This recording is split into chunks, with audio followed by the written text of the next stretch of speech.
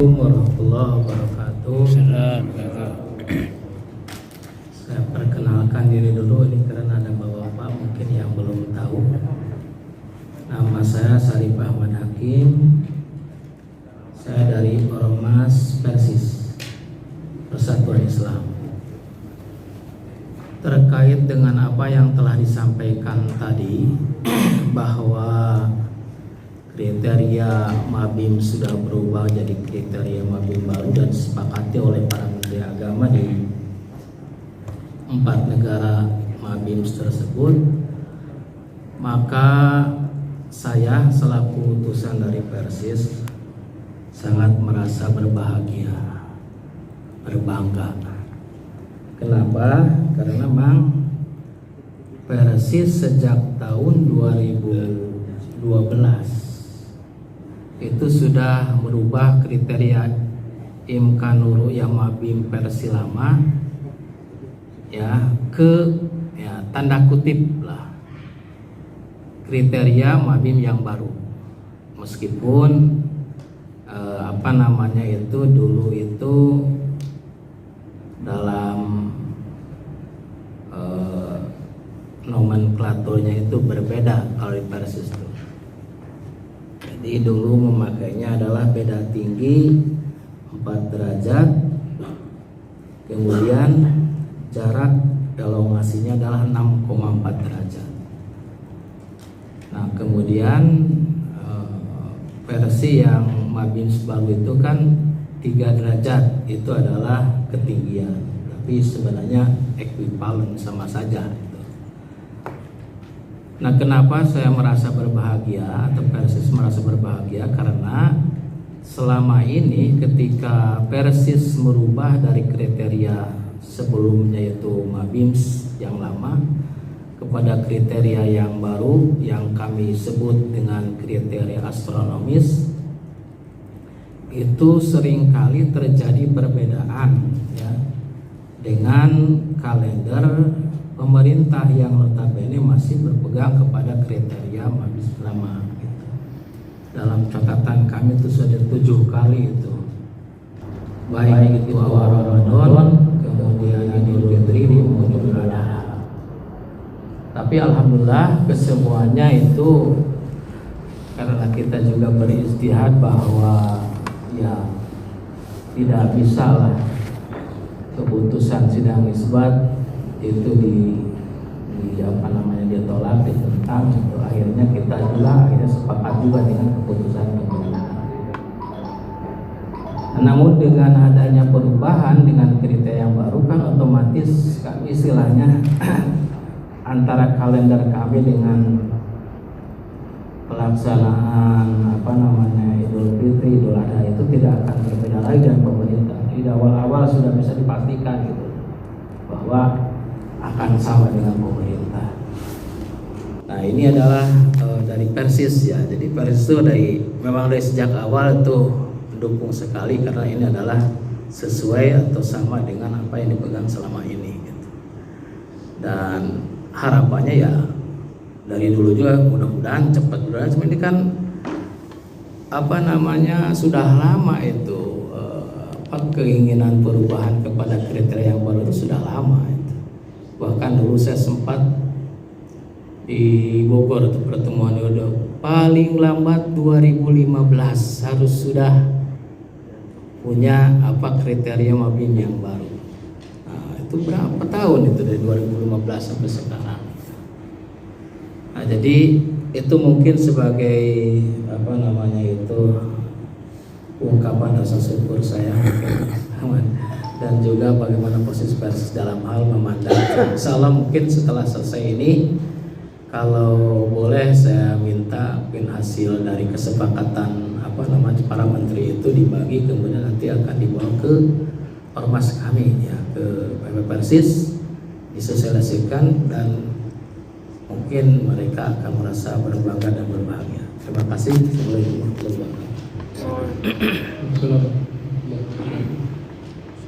kasih. Mudah-mudahan nanti Persis langsung berubah kriteria sesuai dengan pemerintah gitu ya.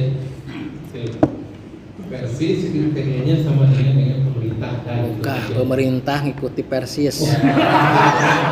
Persis kan duluan. Persis duluan. yang penting pokoknya bahasanya bagaimana kan nggak apa-apa, yang penting sama ya. Masa ngikutin yang baru? Pak ya saya.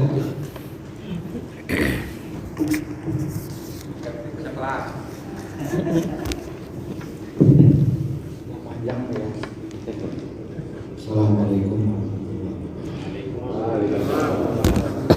Saya sudah memasukkan secara tulis awalnya kawan-kawan Bapak topik atau pembentukan yang saya Di deketin Mic-nya. memprediksi penerapan kriteria baru Mabim. Saya bukan menyebutnya kriteria Mabim baru, tidak. Karena Mabim itu tetap 4 negara. Yang berubah hanya Kriteria. Ya, jadi jangan Mabim baru tapi baru Mabim. Kriteria Mabim dan kriteria baru. Nah, pertama, kriteria baru Mabim merupakan salah satu atau sebagian kecil dari garis panduan hisab ru'yah. Ingat, garis panduan hisab ru'yah. Tuh ya, yang disepakati itu. Yang selama ini menjadi pedoman negara-negara maju. Takwim yang semula saja dikoreksi, dievaluasi berdasarkan garis panduan. Ya. Jadi hal lain yang perlu diperhatikan dari garis panduan bukan hanya kriteria, bukan hanya 238, lalu jadi 3,6, 3 dan 6,4, tapi ada lebih banyak lagi dari sekedar kriteria itu. Perlu diperhatikan itu. Bukannya saya tidak setuju, tapi untuk memperlakukannya tahun 2002 kayaknya masih belum ini ya. Lihat, kita lihat. 1. Pelaksanaan hisab. Pelaksanaan hisab. Kita lihat garis panduan. Untuk menentukan takwim hijriyah dilakukan perhitungan hisab yang berpedoman kepada ketinggian bulan. Itu kriteria lama. Berarti 2, 3, 2/3 dan 8. Untuk itunya diganti menjadi 3 dan 6,4. Ya, 8-nya itu entah itu masih digunakan atau tidak, yang jelas itu tidak disebut. Karena bisa aja terjadi mendadak berubah. Bentar, saya sampaikan kasusnya. 1. Yang nomor B dan C tidak terlalu penting. Nah, pelaksanaan ru'yah. Jadi selain 3 dan 6,4, tapi ada pelaksanaan ru'yah. Terkait dengan pelaksanaan ru'yah ini, Pak Cecep sering menyebut fatwa nomor 2 tahun 2004. Kalau 3,64 ini 3,64 ada ru'yah misalnya, tapi tingginya tidak sampai 3, elevasinya tidak sampai 6,4, UI nomor 2 2004 sudah tidak dipakai lagi. Kenapa? Karena fatwa itu menyebut konfirmasi ru'yah atas informasi hisab. Ada kesesuaian antara hisab. Saya pribadi sudah mengkritik fatwa 2004 itu pada tahun 2017 ketika ulang tahun Majelis Ulama. Saya sampaikan fatwa ini harus disempurnakan karena fatwa itu tidak ada yang menyebut kalau ru'yah tidak imkan maka itu ditolak. Tidak ada fatwa itu menyebutkan. Makanya harusnya fatwa itu disempurnakan. Tapi dengan kriteria baru Mabim, fatwa itu menjadi tidak bisa dipakai lagi. Karena apa? Karena bisa saja ada laporan ru'yah, tapi karena nggak sesuai kriteria dia berikan fatwa itu. Ini kan cuma hati-hati. Artinya kalau bisa saja fatwa itu nggak bisa dipakai. Yang kedua, nah Ini agak panjang ya. Karena saya minta memang saya ngomong duluan supaya dapat panjang. Bapak sampai jam 1 Pak Asad santai. Ya.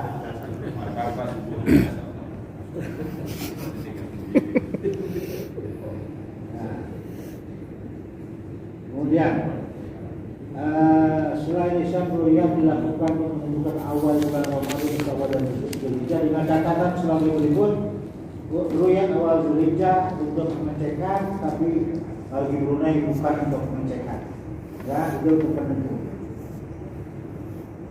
Ru'yah ini nggak usah. Nomor 5 garis panduan nomor 5 tentang pelaksanaan ru'yah. Ini juga ada catatan dari saya. Kesaksian ru'yah dapat diterima sepanjang ilmu hisab syar'i dan sepanjang sesuai dengan ilmu hisab sepanjang sesuai dengan ilmu hisab syar'i dan ilmu astronomi. Jika ilmu hisab syar'i dan ilmu astronomi menyatakan hilal mustahil dapat diru'yat, maka laporan ru'yat harus ditolak. Itu garis panduan hisab ru'yat jauh dan puasa mabim ya itu. Jadi bukan hanya kriteria, bukan hanya 3 dan 4. Hilal awal Ramadan ini, hilal awal Ramadan bukan hilal yang mustahil ru'yat. Kenapa? Karena sudah 2 lebih, bukan mustahil ru'yat. Saya bukan orang Muhammadiyah. Bukan juga, tapi hilalnya hilal yang kalau istilah fikih jaizur ru'yah. Jaizur ru'yah itu ada 3 kategori atau 2 kategori sekurang-kurangnya. Asyuratul ru'yah atau usratul ru'yah, sulit ru'yah, tapi tidak mustahil. Yang mustahil itu yang dibawa. Ya. Kemudian imkan ru'yah, dapat ru'yah itu belum tentu terlihat. Nah, yang terakhir yang adalah al-qat'u bir-ru'yah, itu pasti dapat dilihat. Jadi ada 3. Jadi yang Ramadan nanti bukan yang hilal yang mustahil ru'yah, tapi yang jaizur ru'yah. Jaizur ru'yah. Gitu ya. Jadi kalau mau ditolak, berarti penolakannya tidak sesuai dengan fatwa MUI. Fatwa MUI nomor 2 tahun 2004. Kalau mau ditolak, 1. Kalau itu mau ditolak juga tidak sesuai dengan butir kelima garis panduan hisab ru'yat mabim untuk pelaksanaan ru'yah. Kenapa? Yang ditolak yang mustahil dapat dilihat. Ini hilalnya tidak mustahil dapat dilihat. Tuh ya, terus. Punya panduan. Berarti Ramadan ini adalah 2 lebih. Kita nggak apa-apa. Berarti 8 jam tidak dapat diterapkan, tapi kalau yang dengan kriteria mabim lama mabim masih bisa dilakukan kalau memperhatikan. Misalnya sudah ada SKB 3 Menteri, sudah ada keputusan, sudah ada takwim standar. Ingat itu, ya. Jadi jangan sampai menimbulkan kegaduhan publik. Al-maslahatul ammah muqaddamah alal maslahatil khas. Ingat, kemaslahatan publik harus didahulukan daripada kemaslahatan Kementerian Agama Republik Indonesia di negara-negara mabim. Hanya maka itu, ini publik lebih banyak, itu yang harus dijaga. Makanya untuk tahun 2022 saya usulkan ditunda dulu. Ini suara saya bukan suara dari buat titipan, bukan. Nah, sekalipun di seluruh wilayah Indonesia hilal telah wujud di atas ufuk dan sebagiannya atau sebagian kecilnya telah imkan ru'yah menurut kriteria imkan ru'yah Indonesia yang diadopsi dari kriteria lama mabim sebagaimana butir 4 keputusan musyawarah al-hisab, ulama al-hisab dan ormas hisab tentang kriteria Imkanul Ru'yah Indonesia tanggal 24 sampai 26 Maret, dan butir 3 keputusan musyawarah Imkanul Ru'yah pimpinan umat Islam dengan Menteri Agama. Jadi harus dipilah-pilah mana ketinggian hilal yang telah mencapai 2 dan mana yang belum. Yang belum tolak, yang mencapai 2 ada ru'yah dapat diterima, karena itu ada keputusan tahun 98 ya, itu bukan keputusan Babim. Nah, apalagi bila didasarkan pada Fatwa MUI nomor 2 tahun 2004. Keputusan kan gitu. Apa yang tadi disampaikan dari semua dalil yang ada, semuanya itu sudah menjadi masukan pada tahun 2016 di Musyawarah, 2017 di konferensi internasional kita sudah membahas itu semuanya, dan itu kita sudah mempunyai kesepakatan bahwa visibilitas hilal, konsep Imkanul Ru'yah yang kita setuju adalah dengan tinggi hilal 3 derajat dan elongasi 6,4. Terima kasih atas masukan yang telah disampaikan oleh Pak Kiai Besar, tapi memang itu sudah menjadi keputusan kita bersama, itu kita setujui. Tinggal menggunakan kriteria baru tersebut. Lalu apa bedanya 2022 dengan 2023, 2024? Karena kita tahu bahwa prediksi perbedaan itu memang akan dimulai tahun 2022. Momentum itu akan kita gunakan, dan memang kita sudah mempunyai kesepakatan bersama itu bahwa Pak Menteri sudah menyetujui semuanya, sudah menetapkan, dan sebetulnya ini sudah menjadi kesepakatan. 2017 itu kita sudah menjadi kesepakatan, udah kita kaji secara sains dan kita kaji secara fikih. Jadi kita berharap bahwa apa yang sudah kita rumuskan yang 2019 di Jogja itu juga sudah kita sepakati waktu kita pertemuan dan juga di Solo. Jadi yang telah disampaikan oleh Pak Kiai Hasan kami jadikan masukan, tapi memang ini sudah menjadi keputusan bahwa itu sudah dibahas dan tinggal kita menggunakan gitu. Baik itu terkait masalah fatwa itu tidak menyebutkan nanti mau ditolak atau tidak, tetapi ditolak atau tidaknya itu nanti kesaksian bilang tadi yang Pak Kiai Hasan bilang itu ada di panduan nomor 5. Nah, sekarang kalau dulu adalah batasannya 238 dan sekarang disepakatinya 3 ketinggian 3 dengan sudut elongasi 6,4. Nggak bakalan 6,4 ya, memang hilal akan tinggi sekali. Nggak tahu. Jadi begitu ya Pak Kiai ya. Kami persilakan. Iya kan?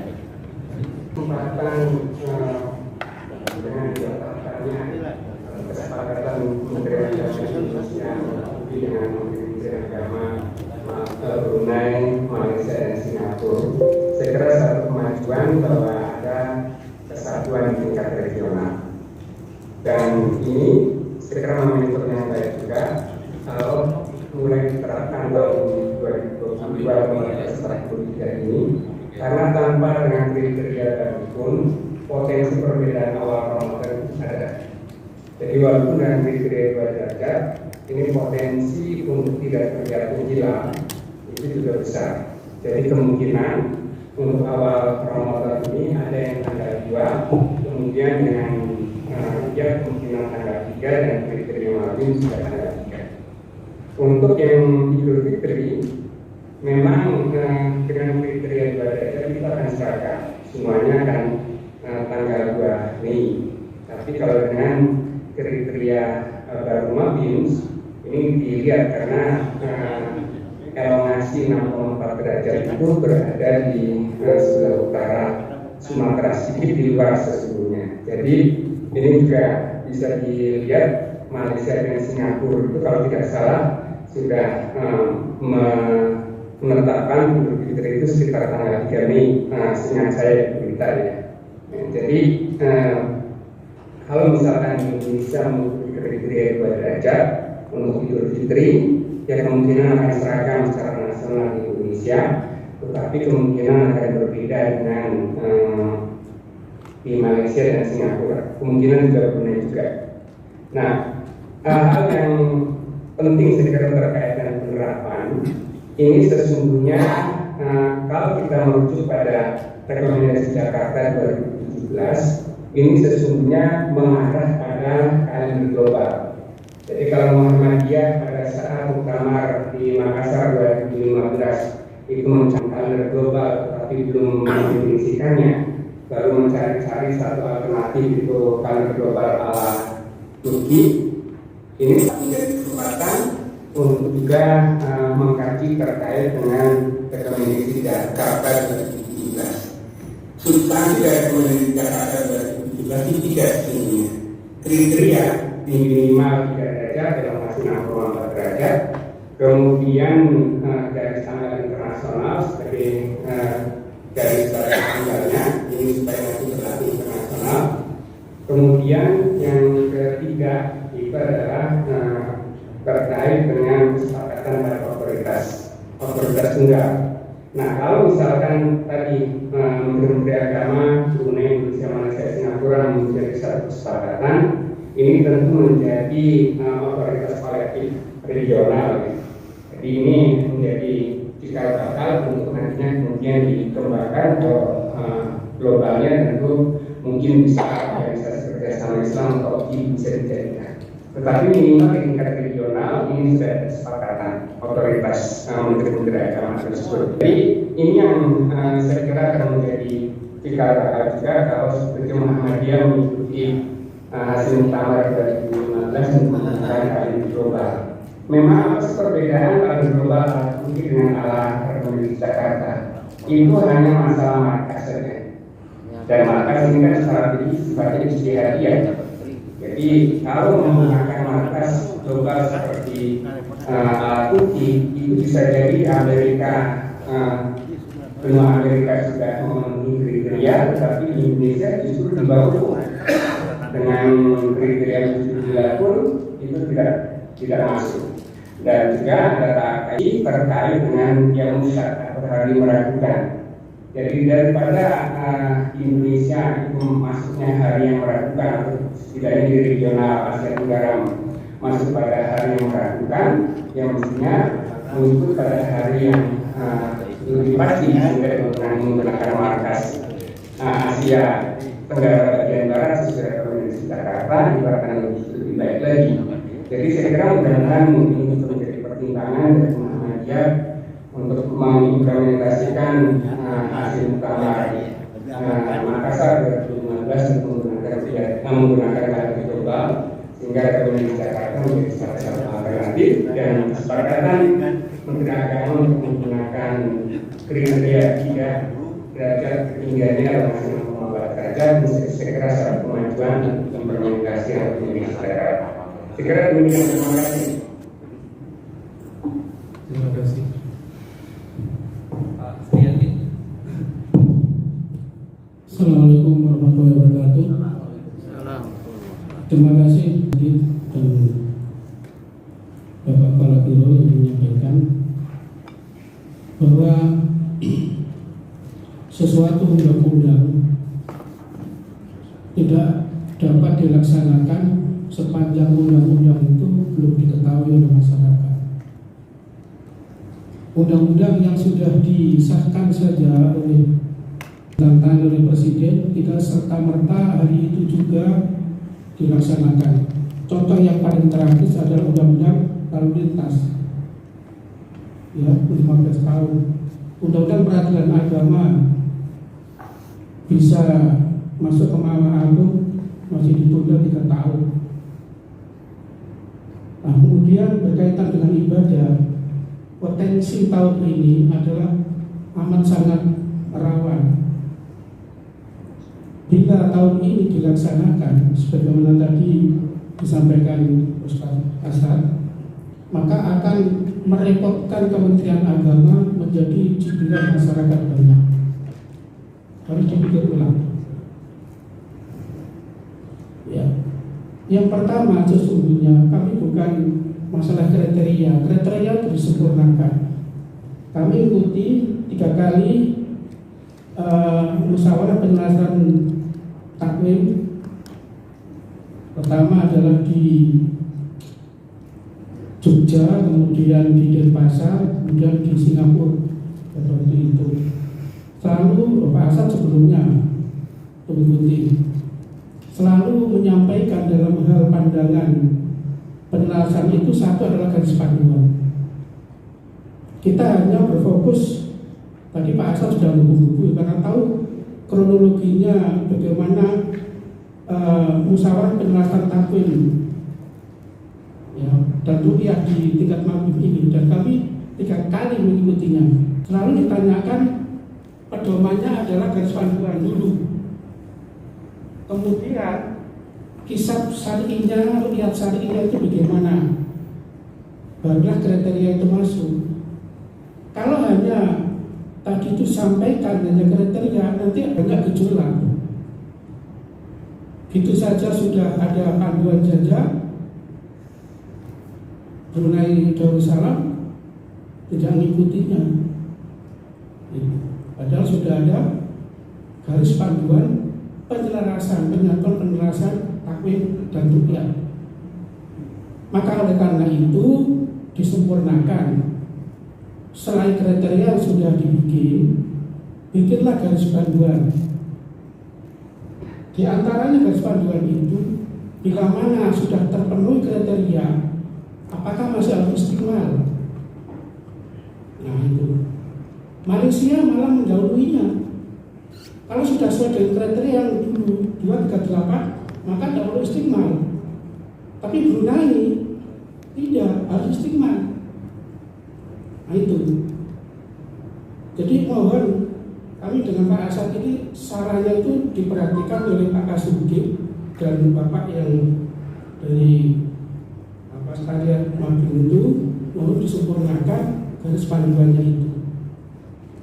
Kalau tidak ya hanya kriteria, kami tidak keberatan kriteria itu, tetapi harus disempurnakan. Ini yang pertama. Yang kedua, kalau mengacu tahun ini harus dilaksanakan. Sekarang tanggal 22 malam tanggal 23, berarti menjelang akhir bulan Februari umurnya 28. Bulan Maret umurnya 31. Kita sudah tinggal tidak ada 90 hari. Cukupkah kita sosialisasi kepada masyarakat? Ya. Kita diperhatikan. Negara sudah dalam keadaan seperti ini, yang menangani ekonomi yang masyarakat belum terpenuhi, kemudian nanti bidari raya lagi. Potensi yang jelas, kalau di takwim saya buka dan di buku ini, potensi awal Ramadan sudah pasti beda. Kalau langsung tidak ada 9 bulan, kemudian langsung suruh melaksanakan kesepakatan ini. Oke, Syawal Idul Adha-nya potensi akan berbeda lagi. Catatan 1 tahun, kalau mengikuti kalender ini maka Pak Kasubdit harus merubah kalendernya 4 kali. Karena apa? Karena belum memenuhi kriteria 364. Ya, takvim yang ada dan di ini yang sudah kita bagikan dan sudah beredar di masyarakat termasuk akan merepotkan. Apa tidak bisa? Tahun ini adalah tahun sosialisasi. Ya, tahun 2023 adalah pelaksanaannya atau tahun 2024. Ya. Kan kami ini yang hadir kan tidak semuanya dari ormas, pimpinan ormas. Kan harus menyampaikan juga. Kami dari Muhammadiyah diutus dari perwakilan Muhammadiyah. Kami juga akan segera bikin surat, ya, dan Muhammadiyah sudah membuat maklumat. Jadi intinya sempurnakan kriteria sudah tangan Pak Menteri, nggak apa-apa, sudah tangan kan sempurnakan bisa. Kan itu musyawarah tidak resmi, jabatan kuasa, bisa sempurnakan, sebagaimana saran Pak Asad dengan kami, dan kami lama dulu juga itu di jabatan kuasa itu dimintai dan keputusan. Kemudian tahun ini kami mohon kalau mau dipaksakan silakan, tapi kami belum siap menyampaikan iya. Kami sebagai pembalik juga saya sampaikan iya. Tapi kalau harus mengikuti apa yang diputuskan tadi itu kami belum siap. Tapi kalau tahun depan kami akan mengadakan pelatihan seluruh Indonesia untuk menyampaikan ini, efektif menyampaikan pada wilayah-wilayah kemudian disampaikan. Tahun depan, nah momentum tahun depan kan tidak ada perbedaan yang signifikan momentumnya. Kalau tahun ini kita nanti cek aja di KPU sini akan berubah semua dengan putusan yang di halaman ini, halaman 14 kan berubah, ya. Belum yang nyetak yang mahal ini, rasanya bagus. Dua aja, sempurnakan panduan, garis panduan kriteria tersebut, kemudian sosialisasi iya, tapi tidak ditunda, tidak tahun ini. Walaupun tahun ini potensinya berbeda, ya tahun ini walaupun potensi berbeda, tetapi setidaknya kan apa itu tidak bisa sama. Itu aja dua aja yang perlu saya sampaikan. Ya, mudah-mudahan ada guna dan manfaatnya. Assalamualaikum warahmatullahi wabarakatuh. Terima kasih atas tanggapannya. Pak Huda bisa menanggapi tentang garis pandu itu ya? Saya juga dari tahun 2012 itu sampai pembahasan yang ada itu kami sudah mengundang seluruh yang ada gitu. Dan perubahan itu sudah ada sejak dulu, sudah disepakati kan gitu. Tapi untuk ini mungkin ada penjelasan lebih lanjut terkait garis pandu. Ya, terima kasih Pak Kasubit, Bapak sekalian, para alim, para ulama yang kami muliakan. Dapat banyak pencerahan dan ilmu ya dari para narasumber yang saya kira punya kompetensi yang kuat terkait dengan isu wisata dunia ini. Saya secara pribadi memang bukan juga termasuk tim ahli wisata dunia, memang tidak pakar atau ahlinya untuk dulu pesantren, juga pernah belajar para juga tidak dalam.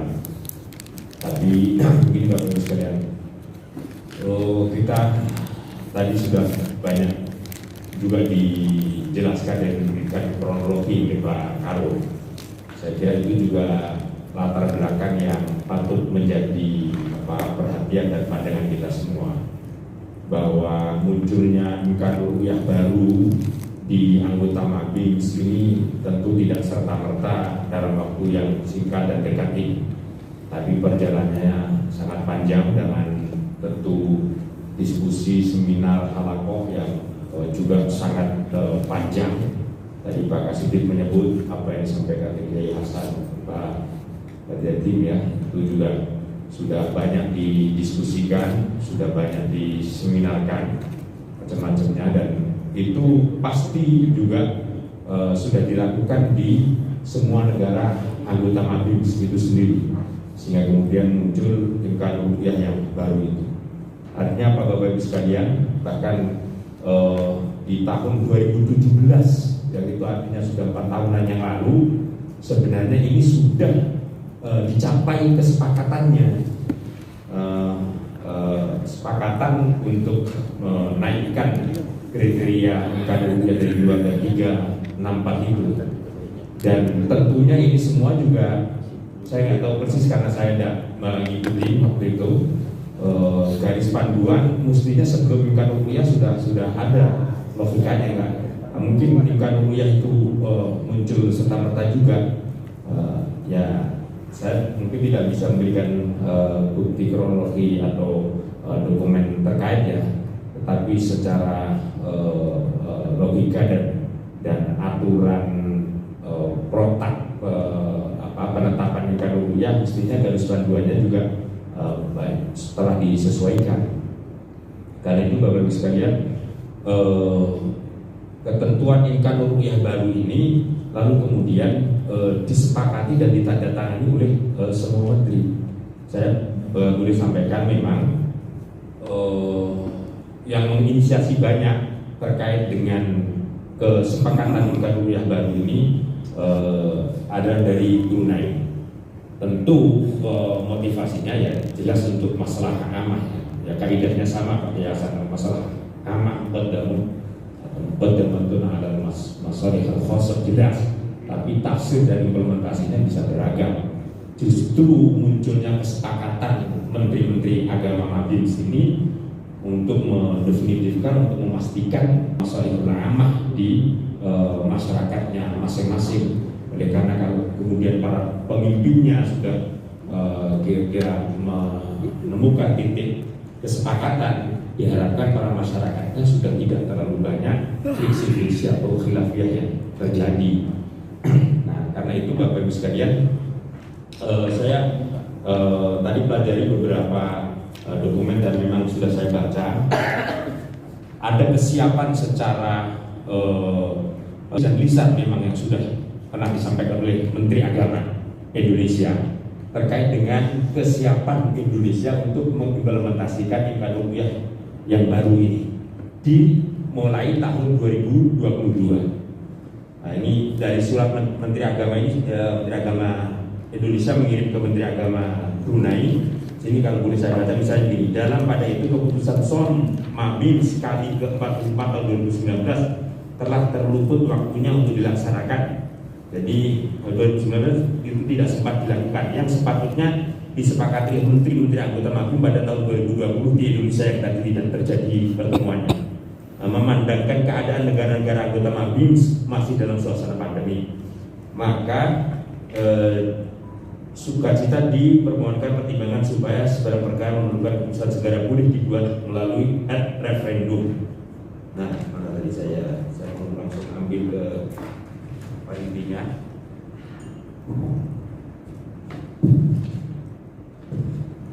Nah, di sini kemudian disebutkan begini, Bapak sekalian. Mengambil maklum bahwa Malaysia telah melaksanakan imkan ru'yah baru maksudnya Mabim bermula pada 1 Muharram 1443 Hijriah bersamaan dengan 10 Agustus 2021. Sementara Republik Indonesia dan Republik Singapura akan mulai melaksanakannya pada awal tahun 2022. Manakala negara Brunei Darussalam akan melaksanakannya setelah mendapatkan kebenaran daripada pihak-pihak yang berkepentingan. Nah, lalu kemudian setelah surat ini muncullah inisiasi dari Menteri Agama Brunei untuk membuat referendum dengan pernyataan dan tanda tangan secara legal, secara formal. Nah, di setiap tanda tangan dengan pernyataan yang sama, Bapak Ibu, ini tadi bisa masuk kalau kemungkinan ternyata tidak bisa diimplementasi pada tahun 2022. Sesungguhnya di persetujuan kriteria perundangan baru Mabim ini pun sudah ditengahi, dinyatakan begini Bapak Ibu sekalian. Bapak Ibunya di rumah. Ya, sepakati gini. Sempena pertemuan tahunan tidak resmi Menteri-Menteri Agama Negara Brunei Darussalam, Republik Indonesia, Malaysia, dan Republik Singapura pada 8 Desember telah bersetuju dan mengesahkan bagi pelaksanaan kriteria imkan ru'yah baru Mabim tinggi 3 derajat dengan elongasi 6,4 derajat yang disepakati pada mesyuarat pegawai kanan Somabim sekali ke-44 tahun 2019 di Republik Singapura. Jadi sudah diawali kesepakatannya tahun 2019 itu oleh Somabimnya, lalu kemudian ditetapkan di tahun 2021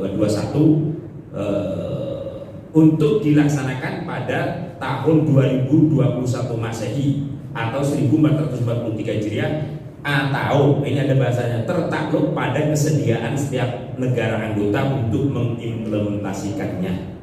Jadi dalam konteks ini Bapak Ibu sekalian, saran dari Pak Badriati maupun dari Pak Kiai Hasan, memang nanti tidak tahu bagaimana kemudian Bimas Islam bisa menengahi.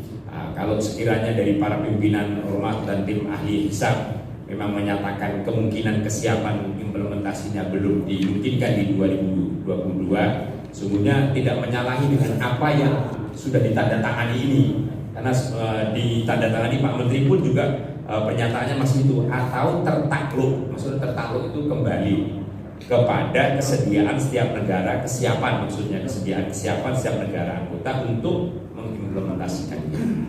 Jadi apakah ini 1 tahun masih perlu sosialisasi dulu, bagaimana harapan Pak Kiai Badriati tadi juga masih ada sih kemungkinan peluangnya kalau mudah dirujuk dari pernyataan.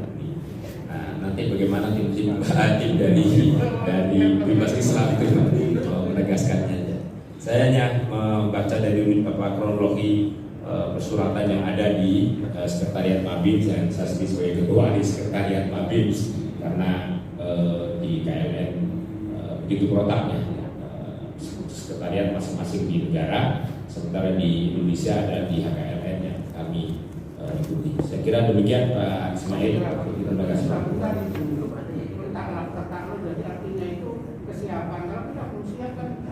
Terima kasih. Kami dapat sampaikan. Iya betul, makanya ada masih peluangnya. Ya. Kalau peluangnya itu memang ada, tapi artinya tidak usah diulang tanda tangannya di sini, memang sudah kasih apa istilahnya kemungkinan masih kalau terjadi sulit mengimplementasikannya. Kalau di ini saya kasih gambaran aja.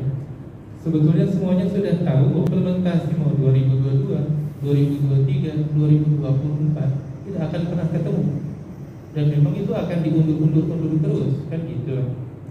Terus persoalan nanti bagaimana akan memunculkan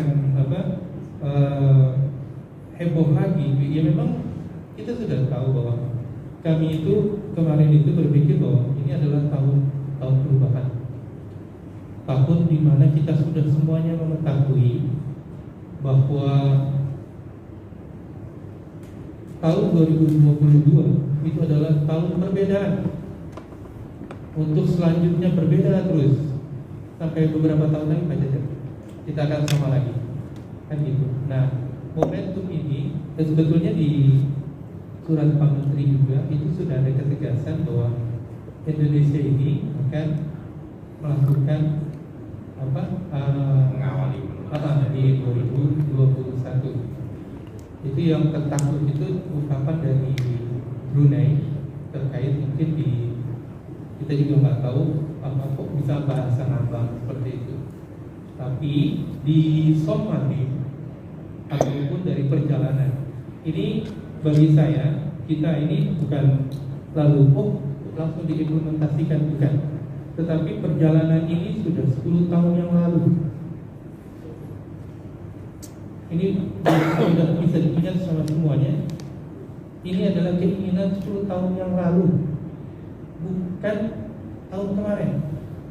Tapi tahun 2012 itu sudah ada keinginan berubah di Mabim itu sendiri. Kita komitmen di Bali, bukan tahun kemarin 2012 kita semuanya berubah. Kriteria 2 derajat tinggi hilal, elongasi udah ada bahasa dari dulu. 3 derajat umur yang menjadi polemik dan atau selalu seperti itu. Akhirnya dikoreksi sampai 2014 kita sudah membahas lagi. Kita harus berubah. 2016 Zakallah di Malaysia akhirnya disepakati secara fikih dan sains 3 derajat untuk tinggi bulan. dan jarak lengkung bulan jarak busur atau elongasi itu 6,4. Ini sebuah terobosan besar. Orang juga berpikirnya, ada berpikir yang terbalik sebetulnya, kayak mungkin juga mungkin ada. Seharusnya semakin majunya zaman, yang tadinya 2 derajat, ini saya dapat langsung dari yang pada bisa melihat hilal. Seharusnya dengan kemajuan teknologi, kemajuan ilmu, itu bukan 2 derajat lagi. Saya sudah bisa di bawah 2 derajat, 1 derajat saya bisa lihat. Secara ilmu, saya juga nggak paham. Tapi saya itu dulu 2 derajat, tapi sekarang saya sudah belajar ilmu falak. Maka 1 derajat saya bisa melihat. Begitu kan nggak mungkin juga, gitu kan? Pasti diprotes juga. Itu sebetulnya itu kejadian, itu kejadian asli. Dan menurut logika ilmunya, ya begitu. Gitu. Dari 2 derajat harusnya bukan malah 3. Kalau udah semakin maju, semakin tahu ya harusnya 1 derajat. Tetapi pasti pakai cecep nolak itu, gitu kan? Kok bisa? Malah justru dari 2 derajat itu malah loncat ke 3.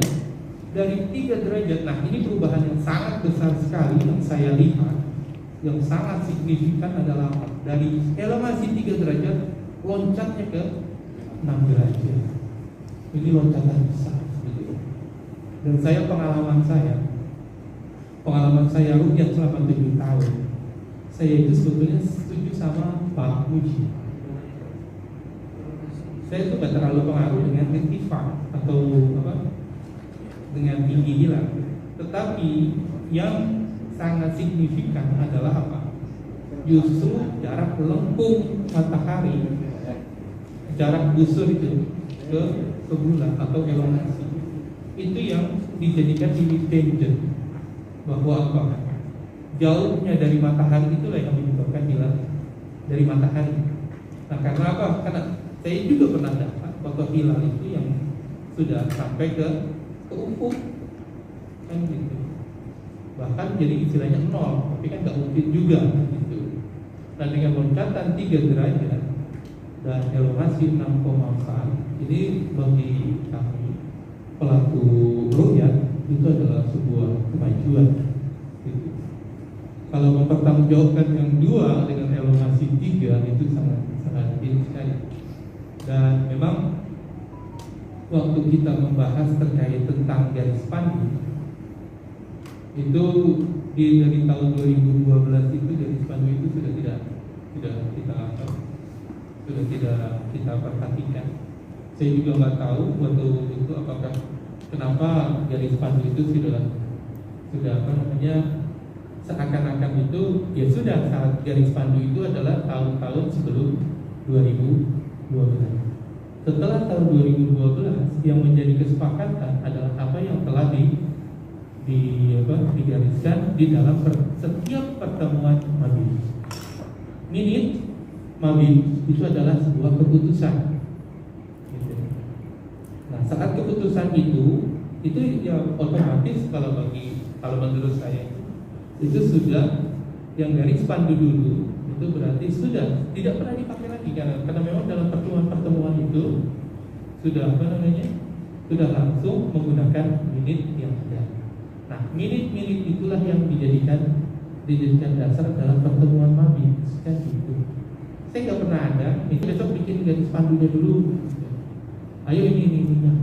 Nah, itu yang di catatan kami itu tidak ada. Dalam yang ada minit pertemuan Mabim, nah itu yang.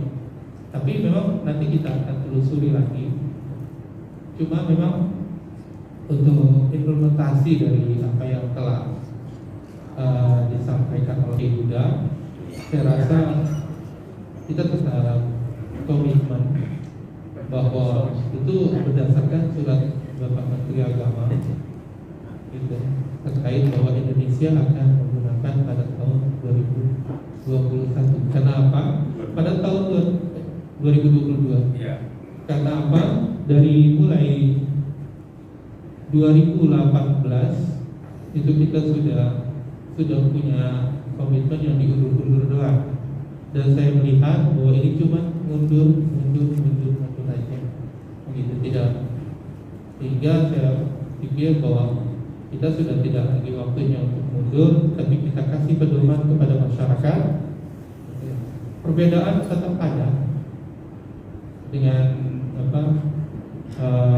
kriteria-kriteria yang ada. Oleh karena itu kami menghimbau kepada para ormas, perjalanan perubahan kriteria yang ada di ormas untuk bisa menjadi feedback balik buat seluruh ormas juga yang ada, bahwa perubahan itu adalah sunatullah kata Pak Ahmad. Perubahan itu ada, dan itu bisa sangat sekali dilakukan oleh ormas-ormas yang ada. NU juga berubah-ubah, Persis berubah-ubah, Muhammadiyah berubah-ubah. Kalau yang lainnya saya rasa perubahan kriterianya tidak terlalu terasa kan gitu. Dan ini saya berharap bahwa mudah-mudahan kita sudah tidak lagi mundur-mundur lagi. Kalau saya sampaikan ke Pak Kiai juga, kita cuma mundur-mundur doang, mundur, besok mundur lagi, besok bahas lagi, mundur lagi, besok bahas lagi, mundur lagi. Saya pikir sudah untuk umat kita kasih pedoman yang mantap, ajak, dan saya berharap dan tadi yang Pak Kiai sudah sampaikan, ya mudah-mudahan ini bisa kita laksanakan di tahun ini. Kalau saya sendiri ya, kan saya juga boleh berpendapat juga kan. Pak Kiai Hasan tadi boleh berpendapat. Kalau saya lihat dan saya jujur sekali dalam hati saya, kita cuma mundur-mundur doang. Implementasi untuk saat ini sama dengan 2023, 2024 itu akan sama. Tapi kalau kita langkahkan kaki kita sekarang, kita tetapkan dan kita kokohkan sekarang, insya Allah saya yakin kalau para ahli, para pakar bisa memberikan penjelasan kepada umat, itu yang akan ada. Saya yakin itu yang akan ada. Yang mudah-mudahan tidak ada kegaduhan. Ya, Pak boleh. Ini berapa nih? Silama. Oh, dia lama. Silama dari jam 1. Boleh.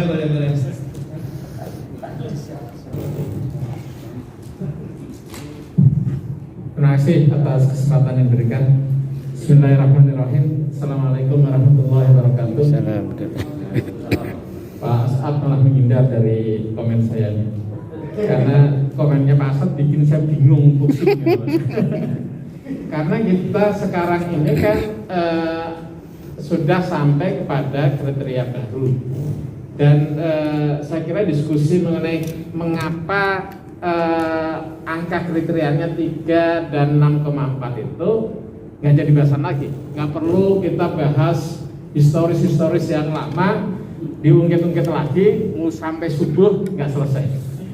Yang kita ingin diskusikan adalah implementasinya seperti apa sebetulnya. Karena semua diskusi yang kemarin-kemarin itu adalah kesimpulannya kriteria baru sudah disepakati, begitu. Sekarang implementasinya seperti apa? Nah, ini yang bingungnya saya di sini. Kita ingin mengimplementasikan, tapi kesepakatan yang dari Mabims itu yang baru itu seperti apa nggak dibagikan gitu. Ya, jadi kita diskusinya dari mana ini, gitu kan? Nah, makanya Pak Syarif tadi juga nanya kalau bisa mendapatkan teksnya seperti apa nih yang ditandatanganin, begitu ya. Sehingga tadi apakah di sana memang mengharuskan 2022 ini, atau sebetulnya tadi memungkinkan juga untuk bukan mengolor-olor ya, tapi ini memberikan waktu sebetulnya pada kita di dalam proses implementasi itu kan memerlukan waktu. Tapi mau tidak mau harus lihat juga di sana ya, supaya kita tidak menyalahi. Nah, ini dalam konteks peraturan perundangan juga, ini kedudukannya seperti undang-undang atau tidak, gitu kan? Kalau kita seperti undang-undang, ini kan mengikat semuanya. Tapi kalau ini merupakan kesepakatan yang kemudian Indonesia juga, ini juga bukan dalam konteks memaksa semua ormas untuk mengikuti kesepakatan ini. Tadi sebetulnya saya mendengar dari konteks apa yang dibacakan Pak Uda tadi, sebetulnya Brunei bagus itu caranya, karena dia akan mengambil kesepakatan dari pihak-pihak terkait. Kesepakatan pihak-pihak terkait itu, yang namanya konvensi itu, tidak harus 100% semuanya sepakat terus dilakukan, tidak. Jadi kalau misalkan ini ormas di Indonesia, katakanlah ada 100 ormas, oke, siapa sepakat tanda tangan, siapa sepakat tanda tangan, ya udah nanti yang tanda tangan itulah yang menyepakati dengan apa yang diputuskan oleh pemerintah, gitu. Saya jadi terbersit ada konvensi hukum laut internasional. Itu di hukum laut internasional itu sampai sekarang Amerika itu tidak mau tanda tangan, nggak mau sepakati. Semua orang itu diberlakukan setelah 60 negara itu tanda tangan, itu diberlakukan. Tapi karena ada negara-negara yang dia merasa superpower, dia bisa menjelajah kemana-mana, dia sampai sekarang nggak mau sepakati. Nah itu yang saya merasa, oh kalau di dalam hal ini katakanlah Muhammadiyah atau NU nggak mau sepakat, itu hal yang normal juga, karena merasa besar gitu. Dalam kesepakatan itu memang seperti itu. Kalau merasa tidak diuntungkan dengan kesepakatan itu, ya, jalan sendiri. Ya, saya kira ini kalau tadi 2022 akan diberlakukan, saya kira ini waktunya tinggal dikit lagi ya untuk Ramadan. Tadi untuk mensosialisasikan apakah ini jalurnya itu dari Kemenak itu memutuskan pokoknya semua umat harus ikut, atau ini mengambil kesepakatan juga semua ormas yang ada di Indonesia. Saya katakan tadi sekali lagi, tidak harus semua itu menunggu 100% untuk dilakukan. Kalau menunggu 100% tadi, yang dikhawatirkan Pak Yaya Ismail tadi, bahwasanya sesampai kapanpun bisa jadi nggak akan diberlakukan, karena semolor-molor terus gitu. Jadi kalau ada 1-2 ormas nggak tanda tangan, saya kira bukan jadi masalah juga untuk diberlakukan, begitu. Saya kira diskusi kita akan lebih fokus nih, mungkin sejarah lebih ke ini sudah ada kesepakatan Nabil yang baru, gimana implementasinya. Kalau tadi ada garis pandu, itu garis pandu itu kalau mau duduk bareng, bagaimana memperbaiki garis pandu? Ini Pak Asad ini suruh sehari semalam selesai. Untuk tadi yang dikritisi itu sebetulnya konteksnya tinggal menyesuaikan saja dengan kriteria yang baru. Nah, kalau itu yang di kutak-atik sebagai permasalahan ya. Tapi garis pandu saya kira itu juga penting juga, karena modelnya undang-undang kan harus ada PP-nya gitu ya. Implementasinya seperti apa itu kan harus ada begitu. Ya ini saya kira kalau ada niatan baik, saya kira bisa cepat dilakukan. Tapi kalau niatannya memang untuk menunda-nunda nanti saja, garis pandu pun bisa butuh waktu 5 tahun, 10 tahun ini baru selesai. Oke, saya kira begitu dengan saya. Terima kasih. Assalamualaikum warahmatullahi wabarakatuh. Terima kasih atas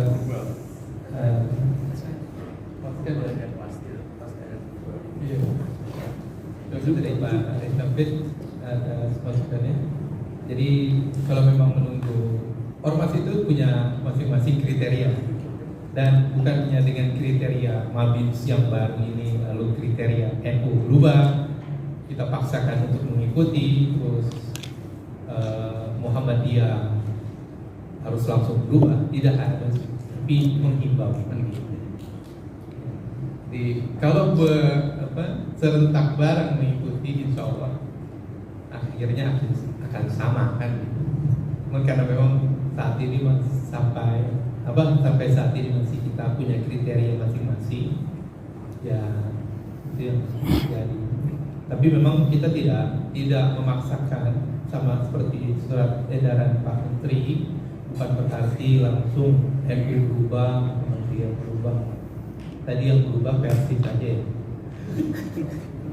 Apa tidak ubah persisnya? Saya mungkin Tetap. supaya apa yang saya sampaikan tadi agak lebih urut ya, sistemik gitu.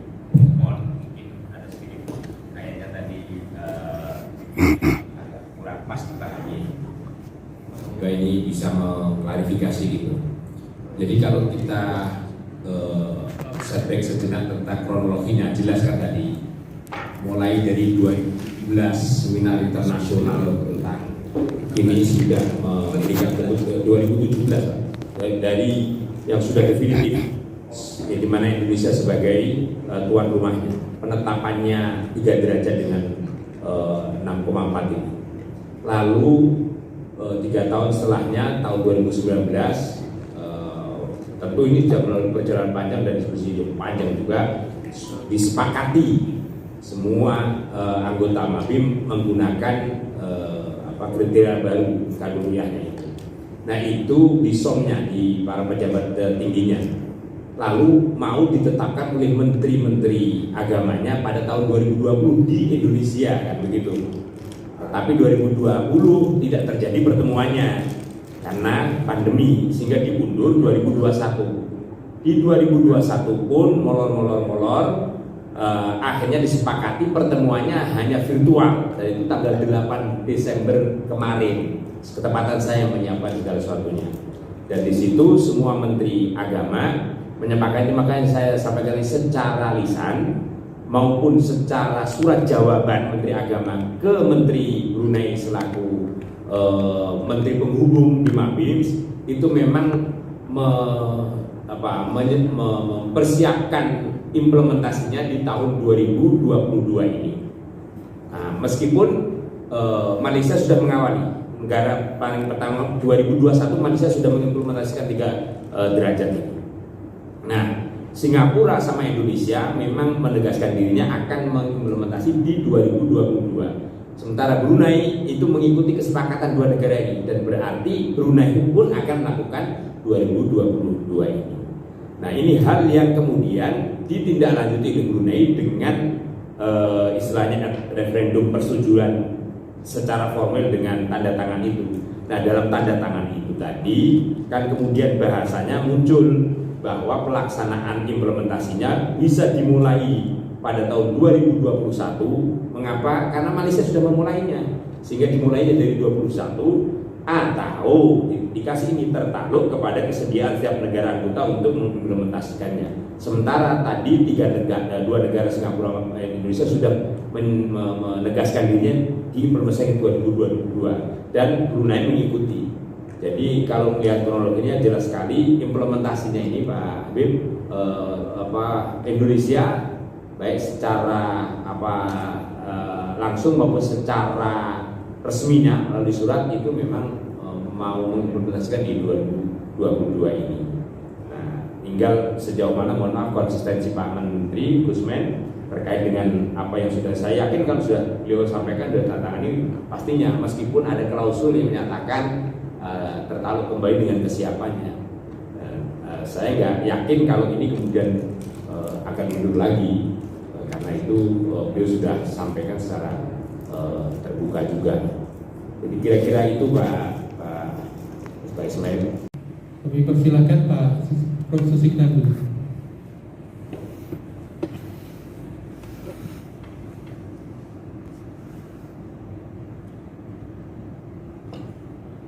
Terima kasih Pak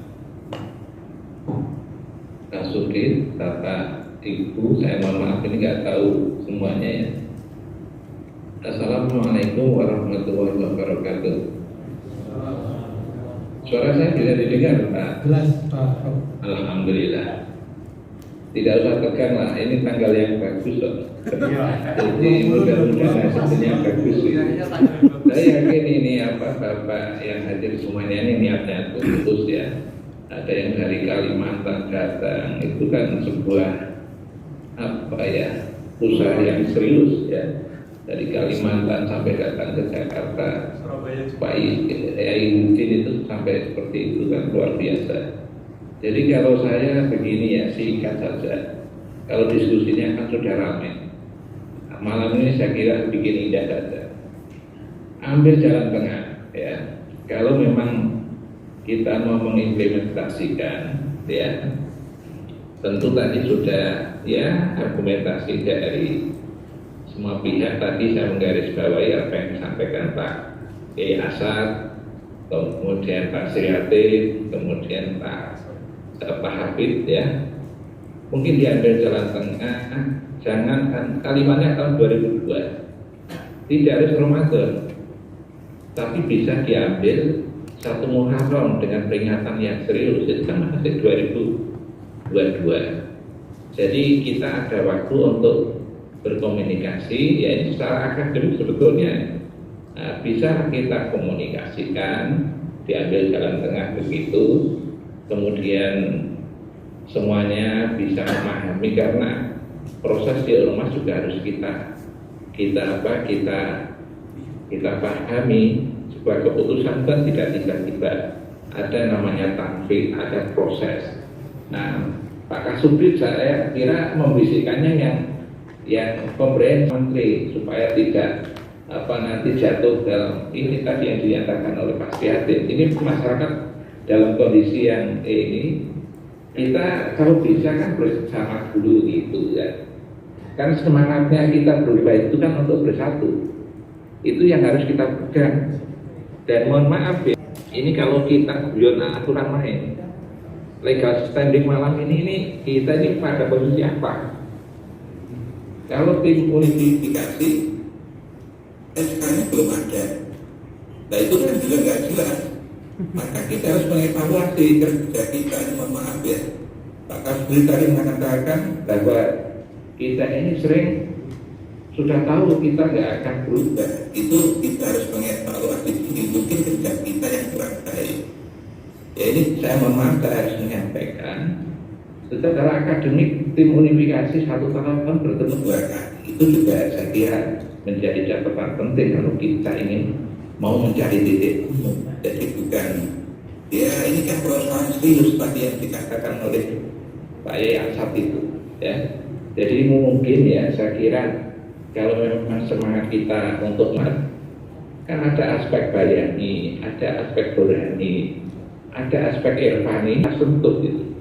Jadi bukan sekedar kita berubah kriteria, tapi malah masyarakat bingung dan perbedaan semakin tajam. Apa itu yang mau kita tuju? Betul ada kesepakatan Mabim, itu tidak bisa dipungkiri. Dan mohon maaf, ini sedikit saya mengungkap ya, supaya mengoreksi aja, supaya kalimat ini tidak diperpanjang. Pak Kasubdit tadi ketika pembukaan, sebelum pembukaannya mengatakan Singapura itu masyarakatnya yang penting taat ulil amri, itu masih koma, belum titik. Taat ulil amri dan tidak ada sidang isbat di sana. Itu kan juga harus menjadi kalimat yang utuh. Jangan kita sering membuat kalimat yang mungkin itu untuk kepentingan kita. Maka secara akademik harus utuh. Kita milih model misalnya ya, model Mesir, model Turki, model Malaysia, model Brunei atau Singapura misalnya dekat ini. Tentang nabinya itu tidak sama kan implementasinya. Kalau kita konsisten mengikuti Singapura, ini ada sidang isbat. Coba dicek. Nah itulah, jadi ini kan perlu ada pemahaman bersama gitu. Saya kira demikian Pak Kasubdit, mohon maaf ya, supaya tidak tegang ya, itulah memang kenyataan. Tetapi mungkin kita sebagai tim saya merasa bertanggung jawab. Ya posisi saya malam ini saya nggak jelas karena undangan itu tim unifikasi, tapi SK-nya belum ada. Terima kasih Pak Yai. Terima kasih. Kami informasikan ke Prof, ini sebagian tim, tapi sebagian juga pakar dari bukan tim. Jadi ini adalah pertemuan ahli hisab ruqyah, bukan pertemuan tim unifikasi. tapi di sini sebagian yang akan kita serahkan sebagai tim unifikasi. Makasih Bro. Pak Edi Zudin. Terima kasih, suara saya bisa masuk Pak Zudin. Ya, terima kasih. Assalamualaikum warahmatullahi wabarakatuh. Saya setuju dengan maaf Bapak Ibu semuanya, Bapak-bapak semua ahli kisah boya yang bisa hadir secara offline. Saya minta maaf ini sementara online karena saya pikir itu besok berangkat saya. Ternyata hari ini. Sehingga saya tadi Pak Wali mengabari saya kaget kok baru sekarang. Kalau sekarang ternyata saya pikir besok pagi. Dan saya setuju dengan Pak Suseknan itu, kita santai aja lah, kita tegang-tegang. Ini hilal sudah muncul di belakang saya. Tidak ada masalah, hilal sudah muncul. Begini, Bapak Kasubdit, Bapak Ibu semuanya, saya kira saya juga sudah dapat bahan dari Pak Akhwani tentang beberapa surat yang ada di Mabim ya. Dan saya kira saya sangat setuju dengan apa sampaikan Pak Hafid ya. Kita nggak perlu kita sudah banyak sekali diskusi tentang upaya implementasi kriteria ini ya. Jadi kalau kita mencari celah-celah masalah yang masih perlu diurai ya selesai. Pak Kasubdit sudah berusaha mencari upaya strategi yang efektif dan ini memang sudah saatnya untuk implementasi. Kalau menurut saya begini Prof. Suseknan, jadi kalau Prof. Suseknan usulannya di bulan Muharram sebagai solusi jalan tengah gitu ya. Kalau menurut saya lebih cenderung dengan Prof. Thomas tadi. Ini bulan Ramadan yang akan datang itu mau kriteria 238 atau berapa 36,4 itu saya kira tetap terjadi perbedaan gitu kan. Sehingga menurut saya kita cari solusi yang sangat kita cari mandorot yang sangat kecil dari upaya implementasi ini. Jadi kalau tadi disampaikan oleh Pak Asad, kemudian Pak Sriatin, saya kira itu persoalan-persoalan teknis yang tadi disampaikan oleh Pak Hafid itu ya teknis yang tentunya kalau kita sepakati dalam 2 malam ini seandainya Pak Ismail mau mengumpulkan 4 negara untuk membuat apa tadi yang diminta Pak Sriatin selesai gitu, semalam atau 2 malam itu selesai tentang konsep itunya. Sehingga artinya sebenarnya apa? Kesiapan kemauan kita untuk mengimplementasikannya itu bagaimana. Dan saya juga cenderung tadi Pak Sriatin mengatakan tahun depan kita akan lakukan pembahasan. Saya kira bahasa kekhawatiran Pak Kasubdit mundur lagi saya kira ya bukan sesuatu yang tanpa alasan itu ya. Sehingga saya cenderung kalau Pak Menteri harus mengambil apa yang disampaikan oleh dari Biro Kerjasama Luar Negeri tadi itu mengambil poin yang terakhir, kalau saya kira risikonya lebih besar itu ya, tidak terlalu signifikan. Lebih baik menurut saya tetap kita implementasikan kriteria ini dan saya kira ya maaf perbedaan tetap ada gitu.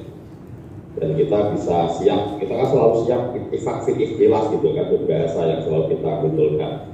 Dan Indonesia selalu siap untuk ikhtilaf karena ya maaf dari Ormas Muhammadiyah sendiri masih wujud hilal, Nahdlatul Ulama masih ru'yatul hilal yang belum pada ranah utuh untuk menerima kriteria imkan ru'yah yang sudah diinisiasi oleh pemerintah untuk menyelesaikan perbedaan itu. Saya kira tidak ada hal yang menjamin untuk pemberlakuan ini untuk masuk pada tahun 2023 yang kemudian bisa kompak sebagaimana yang diharapkan. Saya kira sangat-sangat kecil, apalagi persoalan ini ya lagi-lagi selagi dari masing-masing ormas kriteria masih bersikukuh masing-masing ya saya kira tetap terjadi perbedaan. Sehingga saya kira upaya-upaya yang sudah dilakukan oleh tim Kisah Ru'yat atau apa yang disebut oleh Pak Kasubdit yang sudah dari mulai 2017, 2018, 19, 20 dengan berbagai cara untuk melakukan sosialisasi, memberikan minta tanggapan untuk bagaimana kriteria ini, saya kira sudah kami anggap cukup, dan tentunya ini saatnya, dan saya kira tidak salah kalau tetap di negara kita segera di dalam bulan Ramadan ini ya kita menggunakan kriteria baru itu. Saya kira gitu Pak, karena saya juga berpikir perbedaan pasti tetap ada, karena itu belum ada sebuah kesepakatan dalam satu kriteria yang sama. Terima kasih. Terima kasih Pak. Terakhir, Pak Cecep.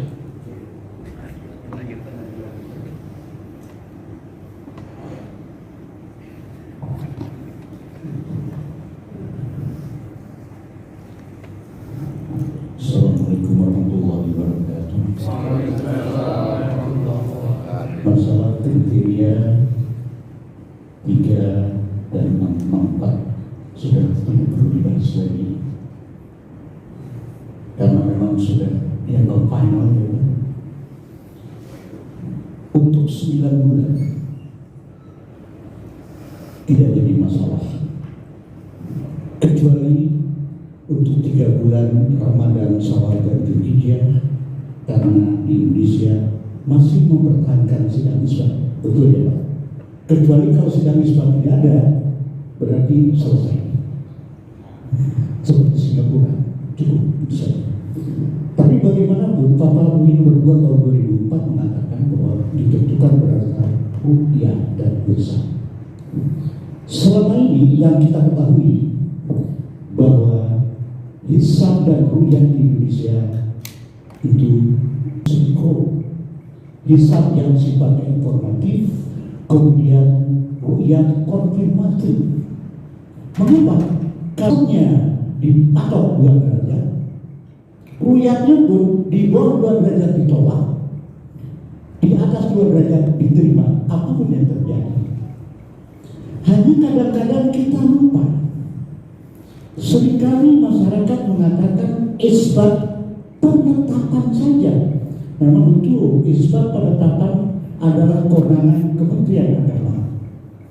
Tapi yang jangan dilupakan, yang diterima dalam sidang isbat adalah ru'yah yang sudah diisbatkan, kesaksian ru'yah hilal oleh hakim agama, itu dipayungi oleh Undang-Undang Republik Indonesia nomor 3 tahun 2006, perubahannya pasal 52. Berarti udah nggak boleh tuh. Assalamualaikum warahmatullahi wabarakatuh. Waalaikumsalam. Jadi komentar saya santai jadi tidak baru. Jadi untuk para kuliah, saya yakin kalau kuliah yang kolonialisasi memang bisa bisa juga ya, misalnya kuliah profesional lah ya, karena makira. Jadi ini bagaimana kalau seandainya kuliah yang bukan profesional itu, kalau diterapkan tadi kuliah baru, kemudian misalnya bulan Ramadan nih, 2 bulan lebih ya, meskipun bulannya masih kecil. Kemudian ada yang melihat hilal, nah ini yang perlu disikapi. Yang mengaku. Nah, ya. Waktu dulu di Cakung, ketika melihat hilal 1 di bawah, ketika itu saya itu ikut sedang isbat ya, itu di bawah 2, 1, berapa ya, itu ditolak. Tapi ketika Cakung melihat, ketika 2 derajat lebih, diterima. Gitu. Jadi secara ilmu astronomi mungkin belum terlihat ya, tapi ini kesepakatan. Jadi untuk yang Kemendak untuk menyikapi supaya ini kita baru terapkan nanti bisa beruyak yang taruh amatiran lah gitu ya, yang bukan astronom lah. Nah ketika melihat kedua ini gimana, harus ada sikap yang tegas menang itu. Satu ya. Sebenarnya kereta baru ini kalau bisa sih mesti tergesa-gesa. Seharusnya kan sosialisasi dulu ya, terutama di kalangan berbagai macam ormas ya, terutama di NU segala macam. Karena kan bukan hanya masih memakai ilmu ru'yah, bahkan untuk sebenarnya masih banyak itu zamannya dibuat itu Yang pusing itu saya itu. Kemarin aja rajam itu. Ya secara ini 3 derajat. Ya, maka saya itu kan berbulan ratu aja itu berapa itu? Udah besar ya. Tapi umur bulannya baru 5 jam 33 menit. Elongasi 5,2. Kalau orang itu patokannya kan kalender ya gini-gini. Dan masih berbulan dengan rupiah. Saya itu memperlihatkan secara ilmu astronomi. Nah, ini yang perlu disikapi untuk menerangkan umat ini. Karena memang ini kalau di bulan masih bergas kisah itu, makanya bulan-bulan itu harus didampingi oleh astronom yang bukan berarti para kuliah yang profesional ya. Ini yang seperti bisa apa tahun. Kita kalau sudah kelihatan tuh tanya baru 2 derajat ini itu ya. Sedangkan umur bulannya masih kecil, apalagi elongasinya ya. Nah ini itu harus ada kecerdasan itu. Tuh acakan zaman itu ini ya. Ya langkah baiknya tadi baru bulan itu juga ya astronom juga ya. Kemudian juga yang bukan ahli astronomnya ya sudah gila gitu ya. Itu kan selama waktu dan tenaga yang ini harus kita pijak itunya. Berarti di dalam batu dulu masih banyak ya, bukan hanya masih benar-benar derajat minimal, tapi untuk baik selama ini. Jadi kalau seandainya memang sih kok kita ya, kalau masih tetap di bulan baru, memang sudah besar itu bukan hanya Muhammadiyah aja, NU pun banyak sebenarnya banyak berbeda. Apabila terjadi misalnya 3 derajat itu minimal ya, kalau 10,4. Tapi saya hitung juga ya, untuk mencapai 6,4 derajat ya, elongasi itu 50 belum sampai, baru 5,8. Baru 5,8. Ini nanti untuk sawal ya itu ya. Ini gimana caranya nih? Ya. Jadi kalau misalnya kita baru, bagaimana nih sikap semua khususnya yang tergabung dalam indikasi kalender nasional, nah gimana kalau ada terjadi misalnya di bawah 3 derajat atau di bawah 0,64, dan bagaimana supaya itu perkiraan itu misalnya melihat ditolak untuk kesepakatan bersama.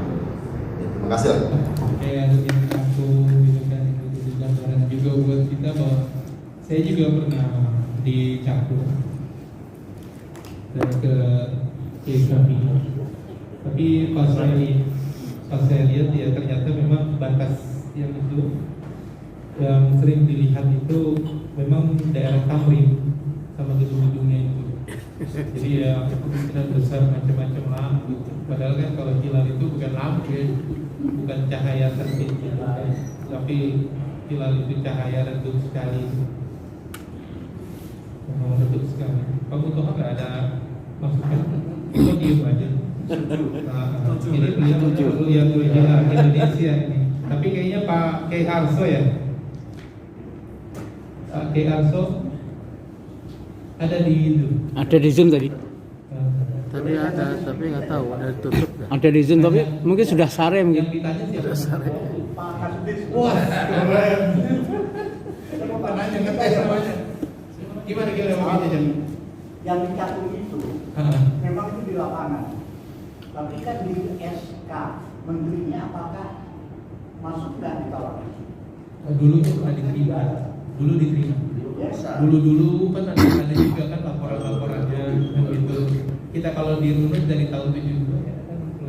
Jadi di SK-nya itu. Jadi kalau gini. dilaksanakan tidak disebutkan ditolak. Ya. Kan yang ini. Jadi ini pakai saja. Kalau kita lihat perkembangan dari Ru'yatul Hilal ataupun yang lainnya, dulu itu kita tanpa batas, siapapun yang melihat itu pasti diisbatkan. Nah, lalu muncul 2 derajat di kitab pun muncul. Dari situ sudah mulai berani. Kalau ketinggian hilal di bawah 2 derajat ditolak. Dasarnya apa kan gitu sebetulnya? Mau menolak 2 di bawah 2 derajat sebetulnya tidak ada dasar. hanya karena kesepakatan maka dibuatlah penolakan untuk dua. Dalam konsep rukyat itu tidak ada yang namanya tolak menolak.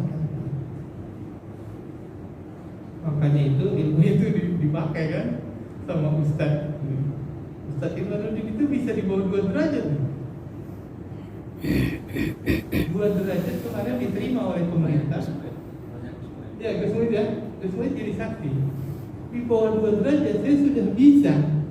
Dan itu kalau menurut ilmu logika, ya iyalah orang saya belajar dulu dari dulu sudah kenal banget, masa sampai sekarang masih di bawah, masih 2 derajat aja, nggak canggih saya, dan saya tidak. Itu yang besok itu juga sebetulnya jadi catatan buat kita juga. Sebetulnya semuanya juga sudah mengetahui apa yang ada di dalam keputusan saat ini. Sebetulnya juga nanti apakah 3 derajat itu tidak menimbulkan polemik? Bukan menimbulkan sebetulnya kalau hanya 3 derajat. Dengan adanya 6,4 itu penyelamat rukyat sebetulnya. Iya. Secara sains gitu, dengan sudut yang seperti itu, dan itu pun sebetulnya 6,4 itu didapat oleh, makanya dibahasan di dalam muzakarah rukyat dan tahkim Islam Mabimsnya itu sebetulnya menggunakan CCD. Kalau pakai mata, saya yakin sama Pak Mutoha, Pak itu harus di atas 7 derajat. Untuk kalau pertama kali kita pas matahari terbenam, diplototin kayak apa juga 6 derajat nggak kelihatan nggak Pak Mutoha ya? Iya Pak Arif. Yes. Saya yakin itu. Saya juga sama. Gitu. Makanya terkadang saya bilang saya kurang ahli apa sih kan gitu. 7 tahun saya plototin hilang gitu.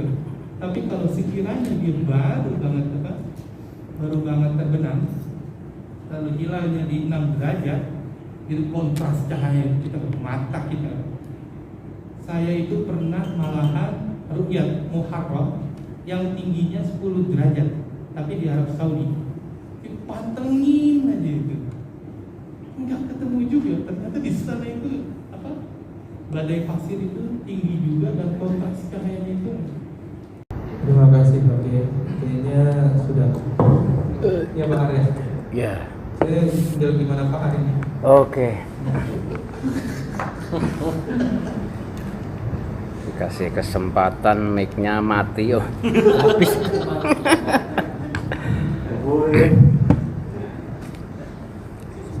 Oke, terima kasih. Saya bukan orang pemerintah, bukan orang Muhammadiyah, bukan orang NU. Saya akan mensimulasikan kriteria lama dan baru.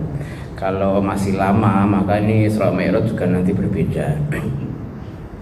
Kalau udah baru ya nanti peringatannya bersama. Untuk Ramadan, Syawal, Dzulhijjah, kalau dimulai Ramadan atau tidak dimulai Ramadan, yaitu perbedaan tetap ada ya. Tadi Profesor Susignan mengusulkan diambil jalan tengah, tetap 2022 tapi 1 Muharram. Tadi Pak Prof. Thomas dan Dr. Izzuddin mengusulkan ya sudah segera dimulai karena memang dimulai atau tidak ada perbedaan. Sepertinya dari semuanya itu belum menemukan jalan tengah. Jalan tengahnya saya usulkan begini. Jadi kalau pakai kriteria lama, itu pemerintah itu akan lebih pro kepada MU gitu. Untuk Syawalnya ini pakai lama atau enggak pakai lama atau baru, itu tetap Syawalnya insya Allah sama. Jadi yang akan kritis itu di Ramadan dan Dzulhijjah. Kalau tetap lama, nanti Ramadan itu Muhammadiyah dan pemerintah akan kompak, NU menyendiri gitu ya. Dengan lama nanti Dzulhijjah, NU tetap menyendiri. Jadi kalau lama tetap diterapkan, NU itu rugi 2. Kalau baru diterapkan, itu nanti yang rugi 2 Muhammadiyah. Maka saya usul jalan tengahnya adalah diterapkanlah kriteria baru Mabims ini mulai bulan Syawal. Sebab kalau Syawal dimulai itu Muhammadiyah ini untung di bulan Ramadan. Tetapi dengan dimulai Syawal, nanti NU untung di bulan Dzulhijjah. Jadi di situ letak keadilannya. Wallahu a'lam bishawab.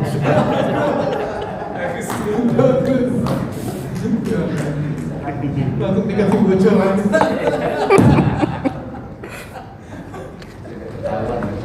Nah ini wes ditiru pemerintah ya aman. Tukang dagang. Persis, Dewan Dakwah, Al-Irsyad, PUI aman ya. Gak mau mana yang dimenangin antara MU atau NU. Ya, iya. Kok dimulai Syawal itu, Syawal itu kan kemenangan ya, dua-duanya itu menang nanti. Iya. Terima kasih. Mudah-mudahan ini menyadarkan kita. Antara MU dan NU. Terima kasih para pakar dan para ahli untuk saat ini di pertemuan ahli yang terdiri dari tim unifikasi dan juga para peserta dari yang lainnya, lain dari luar kata, selain dari unifikasi.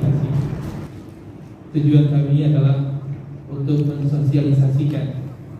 Saya ini sebetulnya seperti kayak bisul belum pecah gitu. Iya. Jadi Pak Menteri sudah tanda tangan, tapi belum tersampaikan kan gitu. Tapi dengan begini, ya alhamdulillah bukan bisul lagi jadinya. Saya sudah bersama para ahli, para pakar yang sudah memberikan masukan, baik itu yang segera untuk dilaksanakan ataupun yang tidak untuk dilaksanakan atau jalan tengah tadi. Iya, jalan tengahnya seperti itu. Ya mudah-mudahan ini bisa kita kami berharap sih Pak Ani, Pak Kiai dan Pak Kiai Jandra untuk bisa beristikharah untuk selanjutnya menentukan langkah-langkah yang strategis. Tapi yang pasti apa yang sudah kita lakukan ini akan kita sampaikan, dan tadi masukan dari Pak Kiai Cecep kami akan sosialisasikan segera semuanya dengan konsekuensi yang ada, dengan sama mungkin seperti yang sudah dilakukan oleh Pak Menteri, pro kontra dan juga bahwa kita ini nggak mungkin mengakomodir seluruh pendapat-pendapat yang ada, tapi yang kita lakukan adalah benar-benar kita mempertimbangkan untuk kemaslahatan umat. Dan juga kami sampaikan bahwa perubahan kriteria MABIM ini bukan merubah kriteria ormas ya, tapi ini adalah perjalanan kriteria MABIM, kriteria yang dulu di 2 derajat tinggi hilal elevasi 3 atau umur 8 yang dari sejak itu menjadi kriteria MABIM, lalu di komisi di 2012 sudah dibahas, lalu diseminarkan dalam seminar internasional di 2017, lalu disepakati ini semata-mata adalah kriteria MABIM. Kriteria MABIM, kriteria yang dijadikan dasar oleh Kementerian Agama baik Indonesia, Malaysia, Singapura dan untuk bisa dijadikan dasar dalam penyusunan takwim standar Indonesia. Itu yang dapat kami sampaikan, dan ini adalah awal dari pertemuan kita di tahun 2022. Setelah ini nggak usah ngomong lagi ya. Kayak gini Pak Israel sebentar. Udah apa-apa tuh. Saya nggak lama. Jadi yang kriteria MABIM itu 368 itu dari titik mana kalau di wilayah Indonesia? Wilayah Indonesia luas. Itu bedanya bisa sampai 2 derajat. Kalau Indonesia bagian tengah itu ya berarti kan Papua juga dapatlah 1. Bagaimana dengan Bagian Papua barat. gitu? Nah itu kita harus Wilayah disampaikan juga gitu. 36 itu wilayahnya dari mana? Indonesia. Iya, Indonesia seluruhnya. Iya. Oh. Nah kalau di Papua gimana? Salah satunya aja. Enggak, jadi Kalau barat Papua masuk, masih timur satu, ikut. Aceh 3 gitu, nggak apa-apa. dan juga nggak menutup kemungkinan bukan hanya Aceh sih, soalnya yang namanya garis tanggal itu kan dinamis sekali ya, bukan langsung diutus dihitung dari Merauke atau Aceh. Terkadang kan kayak lagu itu Bangka Belitung yang paling tinggi ternyata kan gitu ya, atau justru malah di Jawa Barat ya pakai ini sampai begitu kan ya. Gitu. Bisa milih ya. Jadi nggak mesti saya harus menghitung apa mana sih dari Sabang sampai Merauke, tapi dari yang paling terkecil sampai yang paling terbesar kan gitu. Dan itu juga ternyata nanti pun akhirnya juga akan menuntut kebijakan kita. Misalnya 6,3 padahal udah tinggal dikit lagi 4. Itu seperti apa coba? Iya kan? Yang terjadinya itu lagi nggak jauh-jauh lagi. Iya. Di 200 meter dari laut gitu kan. Itu juga sebetulnya jadi persoalan juga. Kalau memang kita mempermasalahkan itu kan gitu. Jadi gitu Pak, itu dia. Dari BMKG berarti harus menghitung dari paling rendah sampai paling tinggi.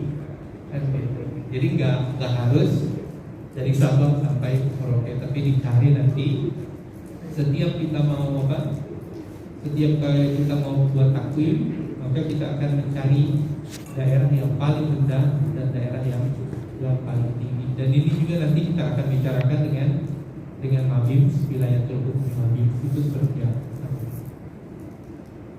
Cukup ya Pak Kecep ya, mohon dukungannya dari para ahli semuanya. Bismillahirrahmanirrahim. Ini sudah ditandatangani oleh Bapak Menteri Agama. Akan kami sosialisasikan ke seluruh ormas, ke seluruh mitra kita di Kementerian Agama juga, dan juga seluruh lembaga-lembaga yang mempunyai kewenangan berkoordinasi terkait tentang hisab ruqyah. Ya Pak Budaya, Pak Amran ya, Bismillahirrahmanirrahim. Memang sudah menjadi tanggung jawab saya. Saya hanya mengawal dari keputusan-keputusan yang ada, dan berharap bahwa yang nanti akan membuat kita tentram, kita damai adalah para ahli menjelaskan kepada umat. Pak Kiai Asad insya Allah dengan penjelasannya yang komprehensif, kalau menjelaskan insya Allah adem dia Pak Kiai Asad ya, saya yakin gitu. Beliau dalilnya banyak gitu, tinggal pendekatan Pak Kiai Akhwani. Kalau kata Pak Kiai Ma'rufin, semuanya akan selesai di meja makan. Kita ngopi yang banyak, kan, dan juga piknik yang jauh. Mudah-mudahan ini bisa menjadi kemaslahatan, mudah-mudahan. Kalau tidak kita awali, kita akan tetap terus, saya yakin ya. Tapi kalau kita langkahkan kaki kita teguhkan hari ini, pasti ya pro kontra itu ada, tapi mudah-mudahan kedepannya biasa sama seperti kriteria Mabim 2, 3, 8. Dulunya itu pro kontra habis-habisan. Yang satu terima, yang satu tidak, yang satu terima, yang satu tidak. Tapi kalau kita terus dalam kondisi seperti itu, kita tidak akan pernah berubah. Ya mudah-mudahan ini sosialisasi awal.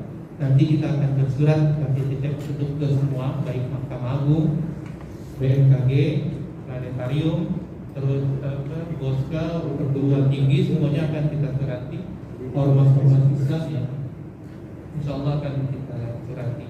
dan kami mohon dukungannya dari semuanya untuk mudah-mudahan langkah kita diridhoi Allah Subhanahu wa taala. Al-Fatihah.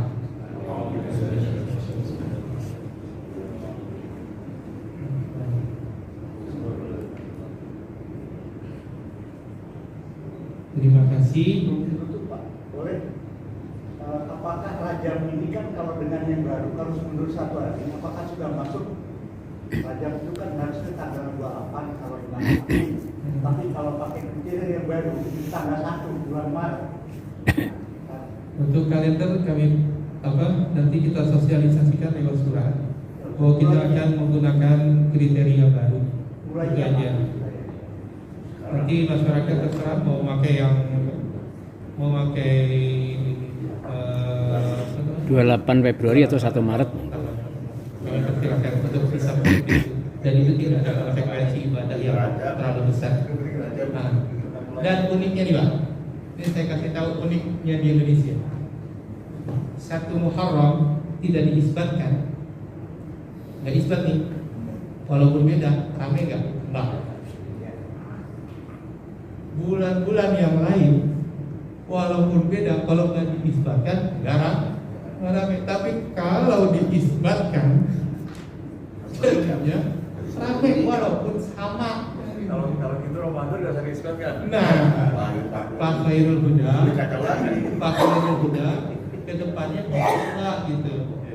Kalau sekiranya sudah disepakati bersama, kita buat SKB,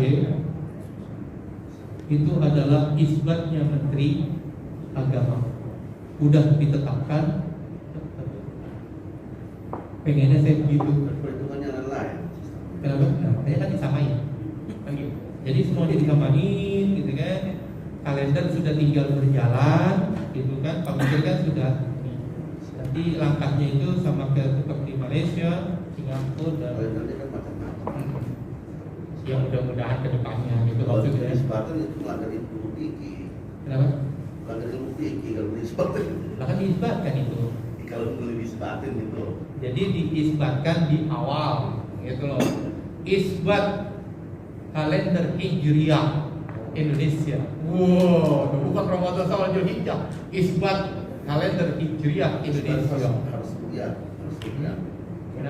Kan itu dulu fikih. Ya itu kan nanti serahkan dulu. Ini kan cuma boleh gak gitu kan? Enggak, ini terakhir aja. Guyon. Kita tutup sama-sama dengan bacaan mendalam. Alhamdulillahirabbil alamin. Allahumma biqil aqwamit thariq. Assalamualaikum warahmatullahi wabarakatuh.